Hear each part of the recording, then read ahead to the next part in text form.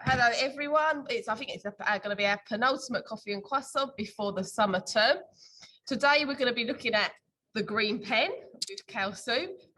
For those of you that haven't guessed already, it's obviously going to be a session on live marking, but sort of we're all at a stage now where we've sort of got into our routine of who we're live marking. We're live marking this student, we've got our rota, but it's sort of focusing more on the quality of that feedback and making sure that the green pen is then checked and to a good quality. So without further ado, I will pass over to the lovely Kalsu.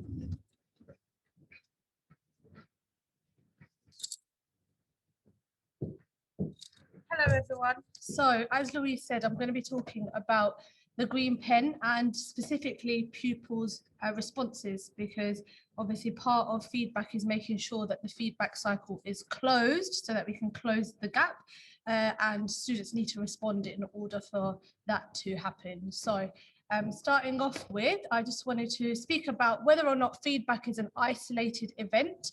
So is it something that only happens once, or is it an accumulation of many different events to help our students progress? Now, obviously, whenever we talk about marking, feedback, live marking, whatever you want to talk about when it comes to feedback, it's always thrown around that there's about 8 additional months of progress which are added to students due to high quality feedback. Now, being that we're in a position where we are trying to recover students' learning due to COVID, that 8 months is even more crucial than it usually was, because we're already at a position where we're trying to recover students' learning because of COVID. Now, so those of you that, some of you may know, that the EEF has actually recently published another set of guidance with regards to how teacher feedback can be used to improve pupils' learning. And I specifically in this session kind of want to look at the 3 principles that they've laid down, which tell us that in order to make feedback effective, we need to make sure that we kind of follow 3 fundamental principles. The first one of which is to lay the foundations for effective feedback, which I think is really important, and our EDI framework helps us to do this. Really, if you think about it, the quality of the feedback and the response really does depend on the evidence of students' progress and achievement in their books, and that can't necessarily happen if what is being delivered isn't necessarily being delivered in the right way. So making sure that our lessons are allowing students to actually access the learning that we want them to access. The second principle is to make sure that feedback is delivered in a timely fashion, and that it focuses on moving learning forward. So if you think about the term, I guess, feed forward rather than feedback, what are we asking students to do in order to improve their learning, improve the work that they've produced, and ultimately to progress? I guess it's this idea that feedback really should be a medical rather than a post-mortem. So giving them the feedback in a timely manner. And the third thing, which is really what this session on the green pen is going to be looking at, is how we make sure that students are actually responding to the feedback, and we're kind of making sure that their part of the feedback loop is acted on, because you can give the most perfectly crafted set of feedback, but if students don't respond, was there really a point, I would argue. And most importantly is this idea that feedback is most effective if we approach it in a systematic way. Now, we're really lucky in this school that we have a system in place which works, reduces workload, and allows students to get feedback at the quickest point in time with their learning. So it's making sure that actually within that system, we've got our own systems in place as teachers to make sure that students are allowed or are able to respond to the feedback that we've given them. So with regards to pupil response, I actually came across this quote, which was, the most important decisions taken in classrooms are not taken by teachers, but rather by learners. I guess as teachers, we really think about what we're doing in that classroom and what feedback we're providing, whether we're doing enough red pen, whether we're making sure that we're telling students to fix it. But actually, in reality, the decisions that are most important are the ones made by students. So are students actually responding to the feedback that you've given your time up to give them? And there are some factors which may influence a pupil's use of feedback. Some of them include whether or not students are actually motivated and see the purpose of feedback, whether or not they're confident enough to respond and act on the feedback, whether they trust the teacher. And I don't mean whether they trust you in the sense of being in the room with you, but more, do they trust your expertise as a teacher and their working memory? So those kind of like factors that have been given as a reason why students might not respond to feedback. I actually looked at some of the books and some of the live marking that has gone into the daily bulletin to see where teachers had got a response from students and where that was really valued by students. And I came across Joyce Myocha's work, or student from Joyce Myocha's classroom. And you can see here that Joyce has given feedback and praised the initial response or the initial attempt from the student, which obviously allows students to see that the work they've produced is of good quality. It's not that the feedback is there to tell them that it's not very good, it's to help them. And she's given clear and direct feedback. She hasn't made it a big essay. She said, explain what obesity is to improve your mark. And she's given them an exam mark. I believe this was from a GCSE class. And then she's checked and praised them again, because we want students to understand that actually the feedback that they're being given is there to support their learning. And actually it's an achievement to go on and correct your own work and refine your own work. There was another example from the maths department. And in this particular set of feedback, we could see that there was a clear and non-negotiable feedback. It was very clear that the student had to do it in green. It's even written in there, 11 parts, so redo in green. There is no option to not do it. The teacher's gone back and checked it and made it very clear that I'm still here to help you. It's not that I've given you the feedback and you're on your own. And then it's been checked again. This example really demonstrates that actually we want our students to be resilient. Resilience isn't just something that comes with, you know, redoing your own work. It's a life kind of skill they need to have. And this idea of going back and doing it again and checking it again only reinforces that kind of positive growth mindset.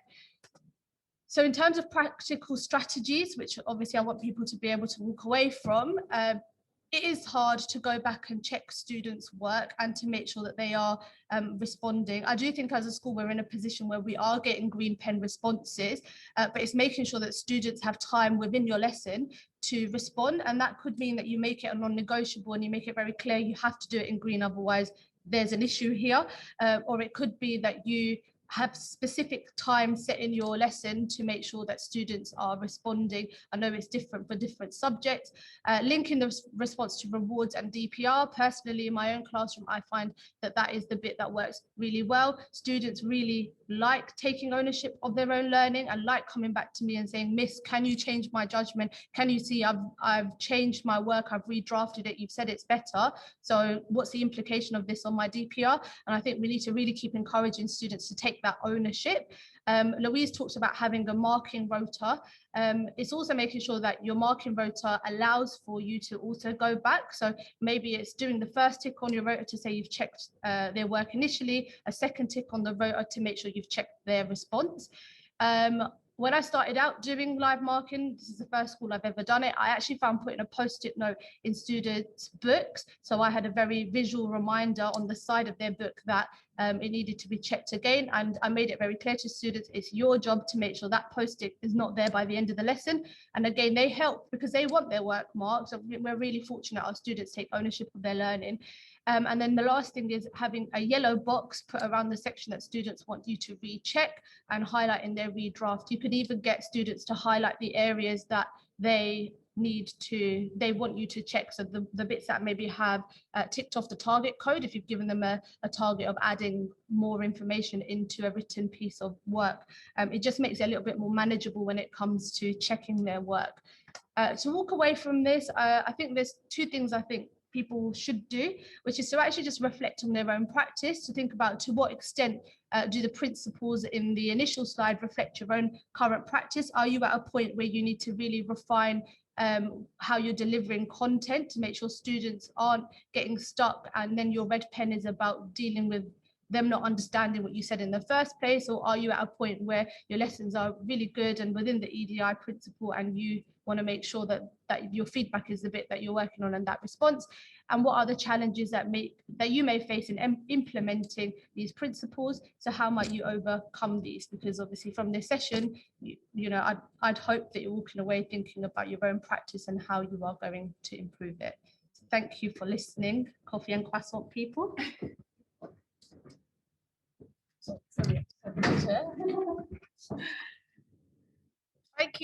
Thank you for that, Kelsey. Just thinking about quickly what Kelsey said in my own practice, I think the important thing is planning for how you're going to go back and do that green pen, because we all know if you don't have a plan, there's going to be a student you miss over here that you didn't mark their green pen, and there's going to be another one you miss here, and then you know that breaks down, as Kelsey said, the feedback. It's going to be a closed cycle, so we need to ensure that that green pen is marked correctly. And I also really like what she said about, in terms of just live marking in general, it's a medical, not a post-mortem. That sounds a bit morbid, but obviously that is the point of live marking, that the students get immediate feedback, and the cycle carries on. You know, if they've got it wrong, then we need to feedback again to make sure that they can get there and build on them being resilient learners, so that they're prepared for life and for their examinations that they're going to face throughout their life. So I hope everyone, you know, thinks about their practice and make sure, has a think, have I been checking that green pen in my lessons? And, you know, give us feedback and let us know how it goes. Louise, can I just, sorry, just before everybody goes, and this particular area of live marking, it's an area which, you know, I've seen significant improvement, and it's an area which we are, you know, post-COVID, we are getting much better at it. I know during COVID, you know, obviously there was restriction in terms of marking, well, there still are, but I mean, we are getting better and better in it, and the kids are benefiting from it. And I have said this on a couple of occasions, but I've got 2 children that go to Forest Gate School, and I regularly, as you would know, check their books. And honestly, their books are not as good as ours. Okay, so I think that's a testament to all of your hard work. So well done to every single one of you. Secondly, I had some visitors of a primary school this week, two outstanding primary schools who visited us. And one of the things that they took away was the live marking. And it was one of the things that they said they were gonna implement it in their school. And we are only one of few schools actually doing it. And it's such an important tool to make sure that the kids get that instant, you know, feedback. So well done to every single one of you. And let's keep this. And this is something that, when we eventually get Ofsteded, we will, you know, let the inspectors know. And this is something that they are gonna come and check. And when they do come and check, obviously books can't be, you know, what they see is what they get. And I'm confident that wherever they go in the school, they will see regular, consistent teacher feedback and student responses. So thank you to every single one of you. And honestly, this is life-changing for our kids. So well done to all of you. On that note, that we're the best live markers in the trust.